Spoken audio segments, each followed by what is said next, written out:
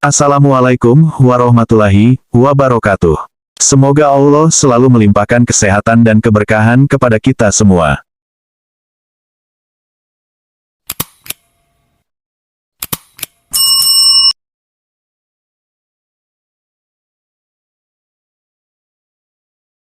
Sejarah Hari Santri 22 Oktober. Sejarah Hari Santri berawal dari fatwa resolusi jihad yang disampaikan oleh Kiai Haji Hasyim Asy'ari. Pada 22 Oktober tahun 1945, Kiai Haji Hasyim Asy'ari memimpin perumusan fatwa resolusi jihad di kalangan kiai pesantren. Fatwa itu berisi kewajiban berjihad untuk mempertahankan kemerdekaan Republik Indonesia dengan melawan kelompok pasukan penjajah yang masih ada di tanah air. Perjuangan ini melibatkan para ulama dan santri. Kemudian, perjuangan yang berlandaskan jihad kebangsaan tersebut juga melahirkan peristiwa heroik pada 10 November tahun 1945 di Surabaya yang dikenal dengan Hari Pahlawan. Dengan demikian, fatwa resolusi jihad itu dijadikan landasan peringatan Hari Santri setiap tanggal 22 Oktober.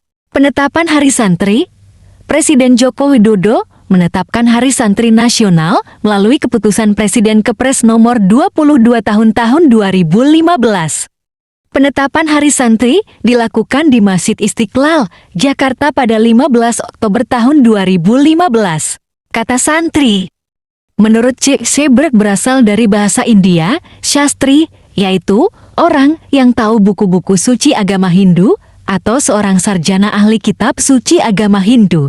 Sementara itu, John menyebutkan bahwa istilah santri berasal dari bahasa Tamil yang berarti guru mengaji. Santri secara umum adalah sebutan bagi seseorang yang mengikuti pendidikan agama Islam di pesantren. Kiai Haji Mustafa Bisri atau Gusmus juga punya definisi sendiri tentang santri. Menurutnya, santri tidak hanya yang tinggal di pesantren, tapi setiap orang yang memiliki akhlak dan sifat yang baik juga hormat kepada gurunya. Cikal bakal lahirnya pondok pesantren diduga ketika Syekh Maulana Malik Ibrahim atau lebih dikenal dengan Sunan Ampel mendirikan sebuah padepokan di Ampel, Surabaya, Jawa Timur. Ada beberapa hal yang menjadikan pesantren sebagai tempat menimba ilmu yang unik dari dulu sampai sekarang. Di antaranya, asrama, masjid, santri, pengajaran kitab-kitab kuning, dan tokoh sentral kiai.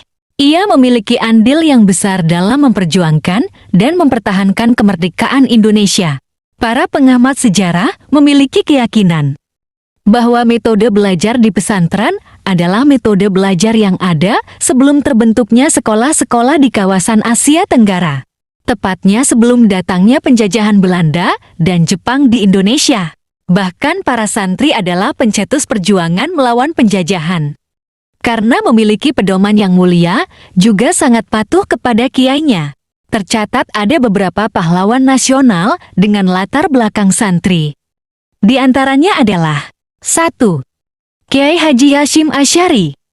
Pendiri Nahdlatul Ulama NU ini ditetapkan sebagai pahlawan nasional pada 17 November tahun 1964. 2. Kiai Haji Ahmad Dahlan. Pendiri Muhammadiyah ini mendapatkan gelar pahlawan nasional pada tahun 1961 berdasarkan SK Presiden No. 657 pada tahun 1961. 3. Pangeran Diponegoro. Semasa kecil, Diponegoro diasuh nenek buyutnya, JKR Ageng Tegalreja, yang merupakan putri dari salah satu ulama terkenal yakni Ki Ageng Dirpayudo. 4. Kiai Haji Wahid Hasyim. Putra dari Kiai Haji Hasyim Asy'ari ini ditetapkan sebagai pahlawan nasional pada 24 Agustus tahun 1964. 5. Kiai Haji Zainal Arifin. Kiai Haji Zainal Arifin ditetapkan sebagai pahlawan nasional pada 4 Maret tahun 1963. Dia adalah pemimpin Hizbullah serta sempat menjadi Wakil Perdana Menteri Indonesia periode 30 Juli tahun 1953 12 Agustus tahun 1955. 6. Kiai Haji Zainal Mustafa. Kiai Haji Zainal Mustafa ditetapkan sebagai pahlawan nasional pada 6 November tahun 1972. Dia adalah wakil Rais Syriah Ingo dan penggagas pemberontakan pada penjajah di Singaparna, Tasikmalaya, Jawa Barat. 7. Kiai Haji Nur Ali. Gelar pahlawan nasional pada Kiai Haji Nur Ali ditetapkan pada 10 November tahun 2006.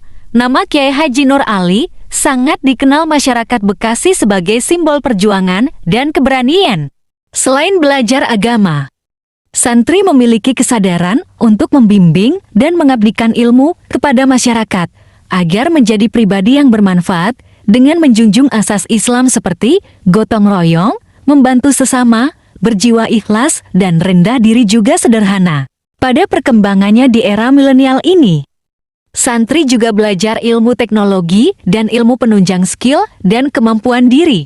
Semoga bermanfaat. Wallahu alam. Wassalamualaikum warahmatullahi wabarakatuh.